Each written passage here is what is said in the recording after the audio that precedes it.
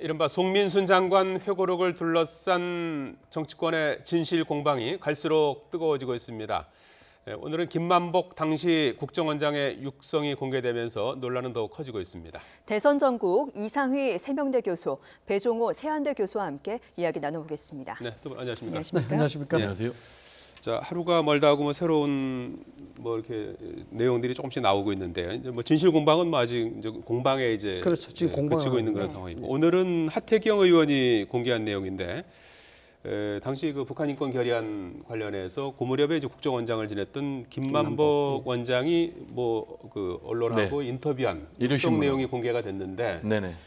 그게 이제 그 당시 이제 북한 인권 결의안 관련해서 우리가 이제 찬성 입장을 떠봤다 이런 내용을 담았어요. 사실 네. 어떤 내용인지 좀 설명해 주시겠습니까? 지금 이제 이 부분이 송민순 전 외교부 장관하고 문재인 후보 측하고 굉장히 첨예하게 대립이 되니까 지금 진실 공방 양상으로 흐르고 있는데 팩트를 체크하기가 굉장히 어렵습니다. 왜냐하면 굉장히 미묘한 문제를 놓고 핵심 쟁점은 뭐냐면은 우리가 2007년 11월 21일 날 유엔 북한 인권 결의안에 기권표를 던졌습니다. 그런데 이거를 언제 결정했고 그리고 결정하기 전에 북한 측에 물어보지 않았느냐라는 부분과 관련해서 서로 입장이 다른 겁니다. 지금 이제 송민순 전 외교부 장관은 당시에 자신이 그냥 처리도 된다라고 하니까 이쪽 김만복 원장 측에서는 아니다 확인해 보자 이렇게 해가지고 결국 그게 계속 문제가 되니까 문재인 당시 비서실장이 개입을 해서 그러면 이제 북한 측에 한번 물어보자 이렇게 했다라는 게 이제 송민순 외교부 장관의 주장이고 또 회고록에 그렇게 썼고 지금까지 주장을 하고 있고 그런데 이제 문재인 후보는 이것과 관련해서 회고록이 발간이 됐을 때는 기억이 안 난다라고 답변을 했고 또 얼마 전에 TV 토론에서는 그 부분은 북한 측에 물어본 것이 아니고 국정원을 통해서 여러 가지 정보망을 통해서 판단을 했다 이렇게 얘기하고 있는 상황에서 지금 하태경 의원이 아니다. 김만복 전 원장의 최근 발언을 들어보니까 사전에 북한 측에 물어본 것이 맞다라고 주장을 하지만은 또 여기에 대해서 문재인 대선 캠프 측에서는 김만복 국정원장의 발언을 봐라. 우리 주장이 맞지 않냐라고 해서 지금 쟁점이 계속되고 있는 그런 상황입니다. 그 말씀을 해주셨습니다만은 이 부분은 상당히 좀 예민한 부분입니다. 그래서 이제 진위 여부는 나중에 이제 판별이 돼봐야 되겠습니다만. 사건 자체가 2007년도 11월 15일부터 11월 21일까지 발생된 그런 사건 내용 중에 포함된 이 부분입니다. 실질적으로 북한에 대한 인권 결의안 처리 문제는 11월 15일 그러니까 2007년 11월 15일 안보정책조정회의에서 제일 먼저 거론이 됐습니다. 그러다가 2017년 11월 16일에 이제 대통령 주재 회의를 했었고요. 거기서 이제 결정을 했다는 거죠? 결정을 했다는 것이고 또 이쪽에서는 결정이 되지 않았다라는 것이고 그렇게 이제 공방이 되는 것이고 지금 김만복 전 국정원장이 이야기하는 이 부분은 뭐냐 그러면은 2007년도 11월 18일 날의 이야기입니다. 이 경우에도 청와대에서 회의를 했었는데 당시에 송민순 전 장관이 이 부분의 찬성에 대한 부분을 계속 주장을 하니까 이 부분에 대해서 김만복 국정원장이 남북 채널을 통해서 확인을 해보자라고 이야기하고 여기에 문재인 후보가 당시 비서실장이죠. 그러면 남북 경로를 통해서 확인하자 이 부분이었습니다. 그래서 이 확인한 부분을 어떤 형태로 물어봤느냐라는 부분인데 문재인 후보 측은 이번 토론회에 나와서 기권을 이야기 전제로 해서 이제 물어봤다라는 것이고 기권을 전제로 하는 것이 아니고 김만복 국정원장 이 녹취에 대해서 나오는 거 보면은 찬성을 전제로 해서 소위 말해서 떠봤다라는 것이죠.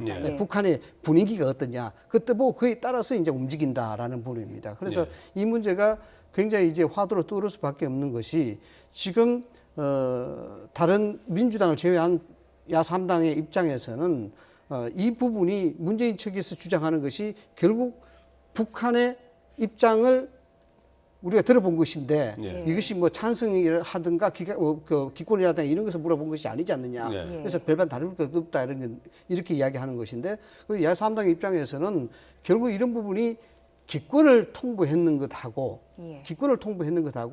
결국 찬성을 유도해보는 거하고 이 부분 자체가 많이 다르다는 것이죠. 기권을 통보했다 그러면은 우리 주권을 그대로 살려서 그것을 통보했는 그런 입장이 되는 것인데 찬성을 전제로 해서 북한의 분위기를 봤다는 것은 결국 우리 주권을 상실한 것이 아니냐. 결국 그것이 북한에 대한 보고 결제를 맡으려서 의도를 한 것이 아니냐. 이렇게 이제 공방이 되는 것입니다. 네, 지금 교수님 말씀하신 부분에 팩트가 약간 이게 굉장히 미묘한 부분이니까 다른 부분인데 야3당이라고 했는데 지금 자유한국당하고 바른정당은 같은 입장입니다. 이 부분을 안보 공방으로 계속 몰아가고 있습니다. 그래서 문재인 후보의 안보관이 문제가 있다. 과연 이런 사람이 국군 통수권자가 될 수 있느냐. 주적 논란도 같은 부분에서 계속 이어지고 있고요. 그렇지만 이제 그런 논란으로 이어지면은 안철수 후보 같은 경우는 TK표도 잡아야 되고 호남표도 잡아야 되니까 이 부분이 색깔 논쟁으로 가면 안 되고 정직성의 문제로 가야 된다라니까 약간 두 보수 정당하고는 결이 다릅니다. 그럼 이제 큰 맥락에 있어서 제가 볼 때는 지금 문재인 후보 같은 경우에 어떤 부분에 대해서 굉장히 조심하냐면 이 부분이 이제 색깔 논쟁으로 가가지고 사실은 지난번에 대선 때 NLL 논쟁으로 가가지고 결국 본인이 한 3%포인트 차로 낙선했지 않습니까? 이제 그런 좀 트라우마가 있어서 굉장히 조심스럽게 하다 보니까 말을 명료하게 하지 못하는 부분이 있는 건 틀림없는 것 같고요. 그러면 이제 당시의 시대 상황으로 보면은 이게 뭐냐면은 2007년 10월 3일 날 우리 노무현 대통령하고 김정일 국방위원장이 북한에서 정상회담을 가졌습니다. 그리고 그 다음날 14 공동선언을 했거든요. 그렇죠. 그리고 이제 이게 한 2달여 만에 유엔에서 인권 결의안을 우리가 표를 던져야 되는 거예요. 그러면 이제 찬성표를 던지게 되면은 14 남북 공동성명 위반이다라는 게 이제 북한 측의 주장이 되니까 우리가 찬성표를 던질 수가 없고 또 그리고 반대표도 던질 수가 없으니까 애매한 상황에서 우리가 기권표를 던진 거예요. 그러면 제가 볼 때는 이런 상황에서 당시에 북한 측에 연락을 했을 것도 같아요. 그리고 또 할 수도 있다고 봅니다. 왜냐하면 그 전에 김대중 좋을 때죠. 그렇죠. 남북과 굉장히 좋으니까. 그리고 또 김대중 정권에서 사실 대북 송금도 했지 않습니까? 송금하기 위해서는 더 구체적인 얘기까지 오갔을 거예요. 그러면 애초에 제가 볼 때는 이 부분에 대해서 명료하게 밝혔으면 문제가 없을 것 같고 이게 자꾸 진실 공방이 아니라 그렇다면은 당신의 통일가는 뭐냐? 그리고 당신의 남북가는 뭐냐? 이런 부분으로 좀 건설적인 앞으로의 어떤 국가의 비전을 정책을 얘기하는 그런 쪽으로 가야 되는데 자꾸 너는 거짓말했다. 내가 거짓말했다. 이런 식으로 진실 공방으로 가니까 본질이 좀 흐려지는 그런 현상이 좀 안타깝다고 생각이 됩니다. 그래서 이 송민순 전 장관이 공개한 문건의 사실 여부를 파악하기 위해서는 국정원의 대북 전통문 공개를 해봐라. 열어보면 될 것 아닌가 하는 그런 이야기도 나오고 있는데 공개가 가능한 겁니까? 이 부분에 이제 법적인 유무를 떠나서 대북 전투문에 대한 부분 그리고 국정원의 특성 이런 것을 고려해 봤을 때 결론적으로 좀 힘들지 않겠느냐는 게 제 생각입니다. 첫 번째로 지금 상황 자체가 초미의 대선 전국이기 때문에 이 부분을 만약에 밝히게 된다라면은 대선 전국에 심대한 영향을 줄 수밖에 없는 그런 상황이 되는 것이죠. 국정원은 뭐 시인도 부인도 하지 그렇죠. 않는 그런 입장이라고요. 자세를 가지고 있습니다만은 이런 부분이 가장 걸림돌이 될 수밖에 없고 또 국정원의 특성상 정보기관이기 때문에 세계적으로도 실제 정보기관의 상대국하고 교통했는 부분 이런 부분들을 공개를 했을 경우에 대한민국 정보기관에 대한 신뢰성이 굉장히 문제가 됩니다. 그런 문제들을 고려해야 되기 때문에 실질적으로 이것이 정치적 공방으로 이어질 수는 있으나 국정원에서 이것을 대북 전통문이 실체를 그대로 드러낸다든가 이것을 공개한다든가 이런 일은 좀 희박하지 않겠느냐, 힘들지 않겠느냐. 그 부분도 제가 좀 말씀을 드리면은 이제 기본적으로 교수님 말씀에 동의를 합니다. 왜냐하면 남북 관계, 특히 이제 정보기관에 있는 서류를 공개한다는 게 굉장히 민감한 부분인데. 안타깝게도 지난번 대선 때도 이 NLL 문제가 돼가지고 결국 이제 국정원에서 이 기록을 공개를 했어요. 그리고 지금 이 상황에서 계속 정치적 공방이 계속돼가지고 유권자 국민들의 어떤 판단과 선택을 흐리게 하거나 호도하는 것보다는 차라리 명료하게 밝히는 것도 오히려 방법이다. 다행인 것은 뭐냐면 지금 관련자들 문재인 후보 또 그리고 안철수 후보 또 홍준표 후보, 유승민 후보, 심상정 후보 다 공개하자는 입장이거든요. 그리고 관련된 정당들이 뭘 공개하면은 확실하게 이게 좀 그렇죠. 이 문건을 다 공개하는 것을 원칙으로 지금 다 동의를 하고 있습니다. 전후 관계로 이제 왔다 갔다 했던 그렇죠. 전통문까지. 그렇죠. 그러면 이제 이 관련된 서류가 어디에 있을 가능성이 제일 높냐면 일단 청와대, 대통령 기록물로 지금 보관돼 있을 가능성이 높고 그리고 국정원에 이제 저쪽에서 북한에서 보냈다는 전통문을 지금 이번에 송민순 외교부 장관이 전 외교부 장관이 이제 어제 오픈했으니까 공개했고요. 예. 그러면 이제 우리 측 국정원에서 보낸 전통문은 분명히 있을 것이다. 예. 이런 이제 추론이 가능하거든요. 그러면 이제 국회 상임위를 열어 가지고 여야 정당들이죠. 이제 옛날에 이제 여당이 없어졌으니까 이 5당이 합의를 하면은 충분히 열람과 공개가 가능한 문제입니다. 그래서 차라리 명료하게 대선 전에 밝히는 것도 방법이 되지 않겠나 이런 생각이 됩니다. 사실상 이 문제가 2016년 10월 달에 이제 불거진 내용이었습니다. 작년에. 송민순 예. 장관이 회고록을 발행하면서부터 예. 시작해서 이 문제가 발행이 시작이 됐었는데 당시에 이제 문재인 후보도 여기에 대해서 북한에 대해서 이미 기권을 결정했다. 사후에 통보했다. 이런 얘기를 했었고 이미 이 기권에 대한 결정은 11월 16일 날 2007년 11월 16일 날에 대통령 주재 회의에서 결정이 됐다. 이렇게 이제 이야기를 했었습니다. 예. 그런데 이런 부분들이 지금 김만복 국정원장이 다시 녹취록이 나오고 송민순 장관이 갖고 있는 소위 문건 이런 것들이 나옴에 따라서 여기에 대한 진실 공방이 나타날 수밖에 없는 그런 상황이 되는 것입니다. 예. 방금 지적했다시피 이 부분에 대해서 뭐 여야가 합의를 하든지 어떤 대통령 후보 당선자끼리 후보를 해서 할 수는 있겠습니다만은 실질적으로 청와대에 있는 회의록은 법적인 문제가 있습니다. 이 부분은 지정 기록물과 일반 기록물에서도 이것이 공개와 비공개 이렇게 다 나눠지거든요. 법적인 절차를 거쳐야 되고 여기에 국회에 대한 동의를 거쳐야 됩니다. 그렇게 사실상 이건 어렵다고 봐야 되는 것이죠. 네. 그러나 이게 왜 이것이 중요하냐 그러면은 이 부분이 사실상 말씀하신 대로 명쾌하게 끝내주는 것이 이것이 맞습니다. 왜냐 그러면 예를 들어서 문재인 후보가 향후에 대통령이 당선됐다라고 본다 그러면은 이 문제는 두고두고 국정의 발못을 잡을 수밖에 없는 그런 상황이 됩니다. 결국 이 보수 진영에서는 이 문제를 그냥 틀고 가겠느냐? 절대 틀고 가지 않은 문제다 이거죠. 그렇게 되면 또 국민에 대한 분열이 날 수밖에 없기 때문에 이 부분에 있어서는 문재인 후보 쪽도 마찬가지고 어느 정도 의지가 있다 그러면은 명확하게 밝히는 게 맞다. 그러나 현실적으로 어렵지 않느냐라는 게 제 생각입니다. 그리고 제가 이제 또 꼭 하나 강조하고 싶은 게 아까 제가 말씀드린 대로 북한에 물어보느냐 안 물어보느냐는 저는 본질은 아니다고 보는데 이게 지금 문제가 된 것은 송민순 전 외교부 장관이 회고록을 통해서 이 문제를 제기했기 때문에 그러거든요. 근데 맥락을 보면은 당시에 관련자들은 대체로 송민순 전 외교부 장관의 의견에 대해서 좀 반대를 했어요.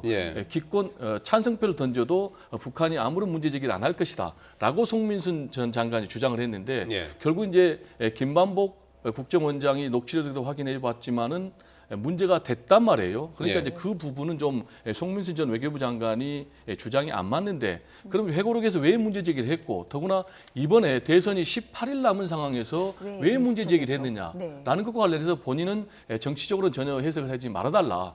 나의 소신의 문제다. 라고 했지만 대선 18일 남은 상황에서 이 문제를 또 꺼냈다는 것이 과연 정치적인 영향력 행사와는 무관한 것인가 라는 부분에서는 좀 여러 가지 의문이 든 게 사실이죠. 민주당은 이제 그 색깔론으로 이제 규정하고 송민순 전 장관을 공직선거법상 허위사실 공표 혐의로 고발할 예정 아니겠습니까?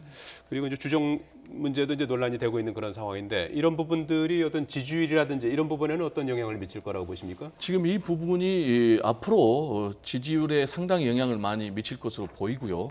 또 그리고 현실적으로 이미 지금 지지율에 영향을 미쳤습니다. 최근에 나온 이제 갤럽 여론조사를 보면은 지금 엉뚱하게도 어떤 결과가 나왔냐면은 집중 포격을 했는데 오히려 문재인 후보가 40% 벽을 놓고 41%가 나왔고 그다음에 안철수 후보가 30%로 오차범위 밖으로 이 자리를 차지했거든요. 그러면 이제 왜 이런 현상이 나왔는가라는 것과 관련해서 어떤 안보 문제를 가지고 보수와 진보가 첨예하게 대립하다 보니까 중도표가 오히려 문재인 후보에게 좀 옮아간 것이 있다라는 분석이 가능하고요. 또 하나는 두 번째로는 이제 TK를 중심으로 하는 이제 보수 유권자들의 표가 홍준표 후보에게 상당 부분 옮아갔어요. 구체적으로 그 근거가 뭐냐면은 TK 지역에서 보니까 홍준표 후보가 이전 조사에서는 8%였는데 26%는 꽁충 올랐고 그리고 안철수 후보는 48%였는데 23% 정도로 뚝 떨어졌거든요. 이것만 봐도 지금 이 문제와 관련해서 안철수 후보 그리고 홍준표 후보는 제로섬 관계예요. 예. 한쪽이 표를 가져가면 한쪽이 표를 잃는. 그래서 제가 볼 때는 이런 양상이 계속되면은 결국은 최대 수혜자는 문재인 후보가 되고 글쎄요. 최대 피해자는 안철수 후보가 되지 않겠는가. 네. 이런 오히려 생각이 듭니다. 예전 선거와 달리 이제 뭐 더 이상 안보 이슈 이런 뭐 민주당에서 이제 색깔론으로 이제 규정하고 있는데요. 이런 부분들이 좀 잘 통하지 않는 게 아닐까요? 어떻게 글쎄요. 보십니까? 뭐 저희들 대한민국 정치가 가지고 있는 현실의 한계가 바로 이 안보론 아닌가 예. 이렇게 생각이 됩니다. 이것을 뭐 진부한 어떤 색깔론 논쟁으로 치부하기도 그렇고 또 이것을 완전히 무시하기도 그렇고 이것은 우리가 가지고 처하고 있는 분단의 현실이기 때문에 사실상 국가적 아이덴티티, 정체성 이 문제가 향후 대통령으로 될 사람이 가져야 될 가장 기본적인 자세, 기본적인 덕목으로 거론되기 때문에 그렇습니다. 그래서 안보에 대한 문제는 확실하게 자신이 안보관에 대해서 이야기를 밝히는 것이 분명하다 이런 생각이 들고요. 네. 방금 이야기하셨다시피 이제 송민순 장관에 대해서 허위사실 공표라든가 이 부분을 이제 조치를 한다라고 이야기를 하고 있지 않습니까? 예.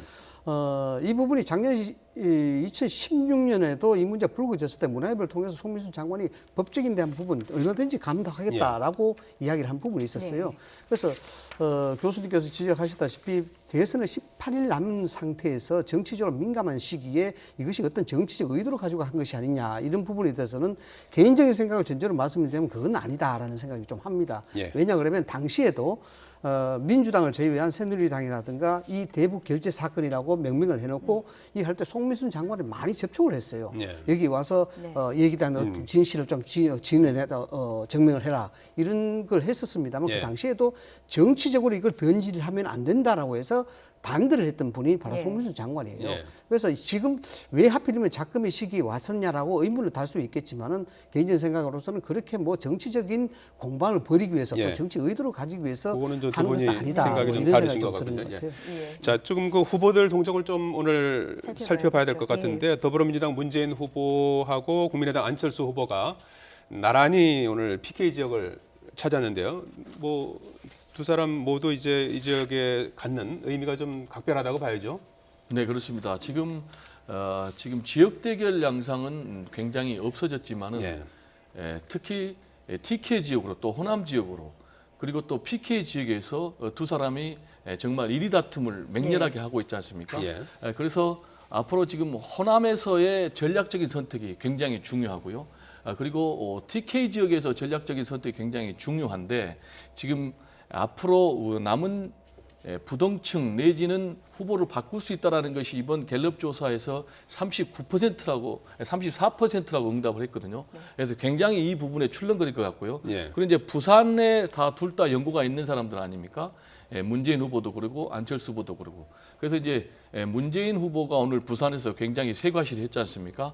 나는 전 지역에서 지지를 받는 통합 대통령이 되겠다라고 얘기를 했지만은 또 안철수 후보는 또 봉하마을 그렇죠. 예. 노무현 전 대통령 이제 묘소까지 참배하면서 굉장히 적극적으로 나섰는데 나중에 최종 이제 투표하고 개표했을 때 과연 부산에서 누가 1위를 할 것인가, 그리고 호남에서 누가 1위를 할 것인가, 그리고 TK에서 누가 1위를 할 것인가.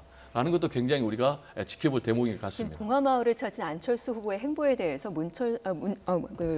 문재인 후보죠. 지금 헷갈립니다. 네. 문재인 후보 측에서 정체성부터 명확하게 해라라고 일침을 가했거든요. 이 안철수 후보가 그 봉하마을을 찾고 고 노무현 대통령의 묘소를 찾은 것은 통합적 행보 네. 이 부분에 대해서 좀 과시하고 싶은 것이죠. 예. 지도자로서 이제 분열과 분노의 대립은 이제 있을 수가 없다. 이제 화합의 길로 가야 된다. 이것을 행보를 통해서 메시지를 던진 그렇죠. 겁니다. 그런데 여기에 이제 메시지 내용 중에 그런 게 있습니다. 분노의 대결이 돼서는 안 된다. 앞으로 대한민국이 예. 이 말에 좀 방점이 있는 것 같은데요. 물론 일정이라는 것이 상당히 전략적으로 고려하는 걸 맞습니다. 그 안철수 후보가 봉하마을에 간 부분들은 통합에 대한 메시지 이전에 일종의 적폐에 대한 부분들을 한 번 더 부각시키기 위한 의도가 있다 이렇게 봐야 될 것 같습니다. 예. 그 메시지에 이제 분노의 대결이 돼서는 안 된다. 그리고 이것이 대결 장으로 가야 된다. 대결 장으로 가서는 안 된다. 이런 부분들이 지금 문재인 후보가 이야기하고 있는 적폐에서 다시 통합 논리로 갔습니다만은 이 적폐라는 논리 자체를 다시 한번 재부각시켜서 문재인 후보를 뽑게 되면은 적폐 논쟁에 휘말릴 수도 있고 이것이 일종의 공포감을 조성할 수도 있다. 예. 이것이 결국 분노의 정치로 갈 수 있는 예. 또 길이 된다. 이런 것을 다시 한번 부각시키기 위한 의도다. 이렇게 예. 볼 수가 있는 겁니다. 홍준표 자유한국당 후보는 오늘 서울 대규모 도심 유세에 나섰는데요. 그렇죠. 오늘 뭐 태극기가 물결을 이뤘다고 합니다. 홍준표 같은 경우는 지금 뭐 수도권에 많이 좀 올인하는 건가요? 어떻게 보십니까? 일단은 뭐 TK 지역에서 그렇죠. 1위로 올라섰어요. 그렇죠. 홍준표 후보의 전략적 지역은 사실 PK와 TK입니다. PK 지역 같은 경우에는 경남 도시사에 있기 때문에 여기에 대해서 기본적인 동력을 만들어야 되는 부분이고 TK 지역 같은 경우에 본인이 여기에서 중학교와 고등학교를 졸업했다. 영남중학교, 영남고등학교 대구에서 남았지 않습니까? 이 부분에 있어서 TK 적자라는 부분을 하기 위해서라도 TK, PK는 전략적 지역입니다. 그러나 여기서 전부 다 올인을 할 수 없으니까 일종의 이제 반등세를 좀 보이고 있는 상황이고 소위 말해서 이 동남풍이 불고 있다라고 이제 조금 확신하는 것 같아요. 그래서 이제 서울 경기 쪽으로 이제 올라오는 것이죠. 서울 경기 쪽에는 아시다시피 사이 보수층이 굉장히 많이 있습니다. 사이 보수층이 굉장히 많이 이제 분포가 돼 있다고 언론에서 많이 지적을 하는데 여기에 대해서 본인이 확실한 보수 적통에 대한 부분들을 각인시키기 위한 그 노력으로 서울 경기 지역에 이야기하는 것이고 또한 이 태극기 부대라든가 소위 그 탄핵을 반대했던 그런 세력들에게서는 그것이 탄핵 반대가 잘 됐다 못했다 이걸보다도 정서적인 공유를 하기 위한 그런 전략적 행보다 이렇게 봐야 되는 것이죠. 그렇죠. 유승민 바른정당 후보 지금 오늘 행보가 보니까요 대구, 경북 그리고 심상정 후보는 호남을 찾았습니다. 이 두 후보도 또 정반대의 또 행보를 했는데 지금 두 후보의 공통점이라고 한다면 TV 토론회에서 굉장히 좋은 평가를 받지 않았습니까? 그렇죠. 앞으로의 어떤 그 지지율에서도 좀 반응이 있을까요? 어떻게 보십니까? 지금 현재 상태에서 전망을 하라고 그러면은 안타깝게도 지지율 반등은 좀 기대하기 매우 어렵지 않나. 힘들다. 왜냐하면 최근에 양태를 보면은 지지율에 전혀 변동이 없어요. 말씀하신 것처럼 이제 1차 TV 토론 누가 제일 잘했냐 그러니까 유승민 꼽았고 그럼 2차 누가 제일 잘했냐라는 부분에 대해서 대체적으로 유승민 후보를 꼽았지 않습니까? 그럼에도 불구하고 지금 한 3% 정도 나왔고 TK 쪽에서도 별로 반등의 기미가 보이지 않거든요. 그러면 이제 유승민 후보 같은 경우는 왜 이렇게 지지율의 변동이 없냐라면 기본적으로 양쪽의 프레임에 갇혔어요. 한쪽에서는 이제 홍준표 후보가 배신자 프레임으로 딱 가둬버렸고 또 반대쪽에서는 박근혜 전 대통령의 부역자 프레임으로 딱 가둬버렸거든요. 거기다가 지금 아시는 것처럼 내부에서 지금 후보 사퇴론이 공식적으로 제기됐지 않습니까? 그래서 앞으로 24일이나 25일쯤 의원총회가 열릴 텐데 여기서 이제 크게 세 가지 방향이 논의가 될 겁니다. 후보를 사퇴해라. 그리고 국민의당과 단일화를 해라. 내지는 또 자유한국당하고 단일화해라. 이런 이제 세 가지와 관련해서 어떤 결과가 나오느냐에 따라서 유승민 후보의 미래가 결정이 될 텐데 유승민 후보 입장에서는 어떠한 수가 있어도 이 강을 건너야 됩니다. 도중에 이 강을 건너지 못하면 자신은 이제 정치적 미래가 없기 때문에 유승민 후보 같은 경우는 제가 볼 때 자기의 정치적 생명을 걸고 이 강을 반드시 건너려고 할 것이고 그래서 또 그 결과도 어떻게 나오느냐에 따라서 또 전체 대선 판도에 상당한 영향을 미칠 것으로 전망이 됩니다. 후보들은 뭐 다 이제 완주 의사를 뭐 완주 매일같이 의사 밝히고 있지 않습니까? 뭐 정치라는 것이 생각과 이념이 다른 사람들을 포용하는 포용의 기술이다. 뭐 이렇게 이야기합니다만은 유승민 후보의 입장에서는 사실 고립무원이라 봐야 됩니다. 후보에 대한 지지율은 뜨지 않고 당내에 대해서는 갈등이 더욱더 심화되는 그런 상황이기 때문에 이런 것들이 실제 유권자들에게 상당히 영향을 많이 주게 되어 있습니다. 뭐냐 그러면은 내가 유승민을 택했을 때 내가 찍은 표가 사표가 된다. 죽은 표가 된다. 그러면 대안을 찾아야 되지 않겠느냐. 이런 생각들을 할 수밖에 없는 그런 구도를 만들어주는 것이거든요. 유승민 후보가 토론을 잘하고 문제의식이 있다. 문제의식을 그 부분은 다들 공감을 하고 있지만 지지율가 뜨지 않는 것이거든요. 여러 가지 다양한 분석은 있습니다만 저는 그렇게 봅니다. 보수 진영이 사실상 괴멸을 됐다. 박근혜 전 대통령의 탄핵과 최순실 게이트로 말미암아 여기에 대해서 보수 진영들은 뭔가 화풀이 상대가 필요한 겁니다. 뭔가 치고 나가야 될 돌파구가 필요한데 어쩌면은 뭐 개인적인 생각입니다만 유승민 후보가 그에 대한 화풀이 대상이 되고 있지는 않는가 이런 생각도 해볼 만하다 그런 생각이 좀 듭니다. 그렇다면 돌파구가 뭐라고 보십니까?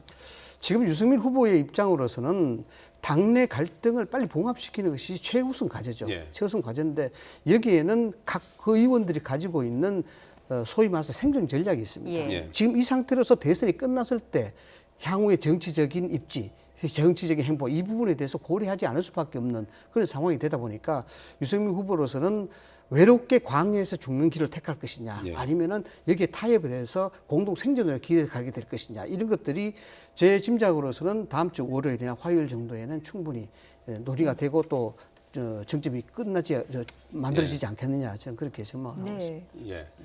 자, 내일 TV 토론 세 번째 TV 토론이 열리지 않습니까? 네. 어떤 게 좀 이슈가 될 것 같습니까? 안보 이슈가 아무래도 조금 얘기가 많이 나오겠죠? 네. 역시 뭐 우리가 예상한 대로 예. 송민순 쪽지 문제, 그리고 북한 인권 결의안 문제, 그래가지고 이게 결국 이제 안보관 문제, 그리고 문재인 후보의 정직성 문제가 될 것 같고요. 그리고 또 주적 문제가 굉장히 핫한 이슈가 될 것으로 보이는데 이 주적 문제 관련해서도 좀 후보들이 주적에 대해서 찬성이냐 반대냐 이렇게 얘기하는 것보다는 당신의 북한과는 뭐냐, 그리고 당신의 안보관은 뭐냐, 당신의 통일과는 뭐냐 이렇게 좀 나갔으면 좋겠습니다. 아시겠지만은 현재는 주적이라는 개념이 없어졌지 않습니까? 그러나 과거에 김영삼 전 대통령 시절에 이 주적 개념이 처음으로 도입이 됐지 않습니까? 그거는 결국 뭐냐면 당시의 시대 상황이었거든요. 그럼 또 이게 노무현 전 대통령 시절에 이 주적 개념이 삭제가 됐는데 왜 삭제가 됐냐? 그것도 결국은 시대 상황이었거든요. 그랬다가 다시 이제 적 개념이 등장을 했는데 이것도 시대 상황이거든요. 따라서 이 부분은 제가 볼 때는 시대 상황에 따라서 변할 수가 있고, 그리고 기본적으로는 남북은 어떤 관계냐면 이중적인 관계입니다. 한편으로는 총불을 대고 있지만 한편으로는 서로 손을 잡고 평화 통일을 이루어야 되는 동포 아닙니까? 그런 이중적인 상황에서 시대 상황이 맞물려서 나오는 것이기 때문에 이 부분과 관련해서 자기의 확실한 통일 비전, 통일관을 얘기하고, 그리고 유권자 국민들은 여기에 대해서 평가를 해서 대통령 후보를 선출하는 것이 맞다. 저는 이렇게 생각합니다. 내일도 이제 스탠딩 토론으로 펼쳐지거든요. 이전에 한번 겪었기 때문에 좀 더 정돈된 상태에서 조금 치러지지 않을까 하는 생각도 드는데요. 아마 내일 토론에도 뭔가 좀 어색한 분위기가 계속 될 수밖에 없지 않느냐 이렇게 생각이 됩니다. 이 스탠딩 토론이라는 것이 문화적 차이에서 오는 차별 효과가 굉장히 심하거든요. 뭐 서구, 즉 미국 같은 경우에는 입식 문화에 많이 발달되어 있기 때문에 스탠딩 토론에서 아주 자유롭고 아주 편한 그런 제스처를 쓸 수 있습니다만 우리는 계속 자식 문화에 많이 익숙해 있다 보니까 서서 이야기하는 부분이 뭔가 좀 부자연스러울밖에 없을 겁니다. 다만 이제 액티브하지 못했다, 역동적이지 못했다 이런 부분들이 많이 제적이 돼 있었으니까 후보들이 다양한 제스처를 통해서 서서 이야기하는 그런 국민들에게 안정감, 그리고 여기에 대한 어떤 순발력 이런 것들을 보여주기 위한 노력들을 좀 많이 하지 않을까라는 생각을 좀 합니다. 이제 뭐 다음 주로 접어들면 대선 정말 뭐 2주 남게 되는데 그 기간에 이제 어떤 뭐 변수가 있을 것 같습니까? 아니면 이대로 이런 추세가 이어질 거라고 보십니까?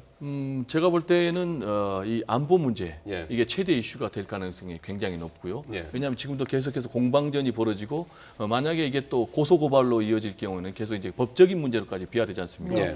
그리고 지난번에 북한에서 미사일을 발사를 했지 않습니까? 언제 발사했냐면은 미국의 마이크 펜스 부통령이 방한하기 직전에 미사일을 발사했거든요. 아침에. 네, 그렇습니다. 그렇다면은 미사일을 또 언제 발사할 가능성이 높냐면은 4월 25일이 북한의 창군 기념일입니다. 그런데 만약에 6차 핵실험을 할 경우에 그럼 이제 대선이 5월 9일 아닙니까? 4월 25일 전후에 한다면은 정말로 이 문제가 유권자들의 마음을 흔드는 메가특급 이슈가 될 가능성이 굉장히 높다. 저는 이렇게 전망을 합니다. 그렇습니다. 알겠습니다. 배정호 세한대 교수, 이상휘 세명대 교수와 함께 정가 소식 짚어봤습니다. 고맙습니다. 고맙습니다. 네, 감사합니다.